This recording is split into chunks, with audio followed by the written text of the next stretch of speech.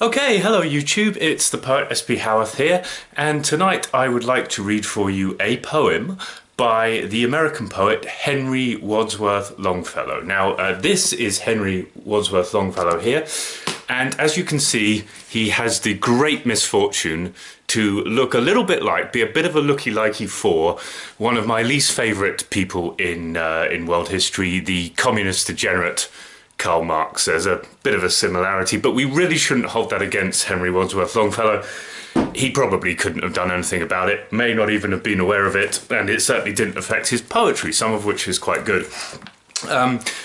Wadsworth Longfellow, he's mainly sort of known for these big, epic kind of attempts to make national monuments, national poetic monuments for the US, and he's good at that. He did Hiawatha and some epics about the American Revolutionary War. I like his occasional pieces too. He's got some good occasional pieces, and this one I like very much. In fact, this probably should have been one of the first poems I ever put on this channel, because the poem is all about, oh sorry, just nudged my camera there, very unprofessional.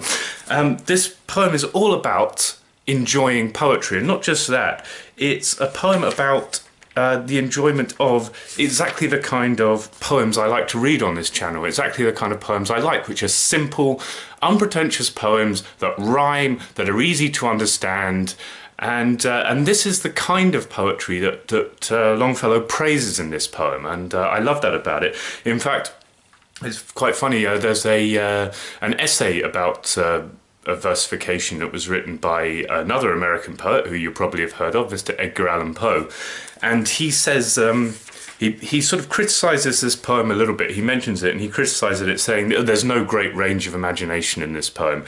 But then he goes on to say that the following verse from this poem: not from the grand old masters, not from the bards sublime, whose distant footsteps echo through the corridors of time. He says that nothing could possibly be better in verse than that particular verse. He says that is brilliant. Now, that is high praise indeed. It's a nice line. I don't think it's quite that good.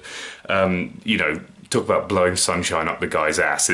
It's good, but it's not quite that good. But Edgar Allan Poe, obviously writing at the time, he thought he'd never heard words better than that. Nothing could possibly be better than that, which, as I say, high praise indeed from Edgar Allan Poe. So I'm going to go right ahead and read this poem, and I do hope you enjoy it as much as I do. Here we go. The day is done, and darkness falls from the wings of the night, as a feather is wafted downwards from an eagle in his flight. I see the lights of the village gleam through the rain and the mist, and a feeling of sadness comes over me that my soul cannot resist. It's a feeling of sadness and longing that is not akin to pain, and resembles sorrow only as the mist resembles the rain. Come, read to me some poem, some simple, heartfelt lay, that shall soothe this restless feeling and banish thoughts of day. Not from the grand old masters, not from the bards sublime, whose distant footsteps echo through the corridors of time. For like the strains of martial music, their mighty thoughts suggest life's endless toil and endeavour, and tonight I long for rest. Read some humbler poet, whose songs gushed from his heart, as showers from the clouds of summer, or tears from eyelids start, who through long days of labour, or nights devoid of ease, still heard in his soul the music of wonderful melodies. Such songs have power to quiet the restless pulse of care, and they come like the benediction that follows after prayer.